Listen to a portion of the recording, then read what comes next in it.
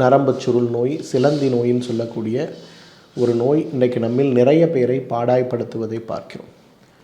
பிரசவ காலத்திற்கு பிறகு பெண்களையும் 40 வயதுக்கு மேலே ஆண்களையும் தினசரி 2 மணி நேரத்திற்கு மேல் நின்று வேலை பார்க்கக்கூடிய ஆண் பெண்களையும் தினசரி 4 மணி நேரத்திற்கு மேல் பிரயாணம் செய்யக்கூடிய ஆண்களையும் பெண்களையும் மிகப்பெரிய அளவில் பாதிப்புக்குள்ளாக்கி கால்களுடைய நிறமாற்றம் ஏற்பட்டு கால்களுடைய செயல்பாடு குறைந்து போய் கால்களில் அரிப்புகள் ஏற்பட்டு பெரிய மாற்றத்தை நமக்கு உருவாக்கி நம்மை சிரமப்படுத்துகின்ற மோசமான நோய்களில் ஒன்றாக தான் வெரிகோஸ் வெயின் பார்க்குறோம்.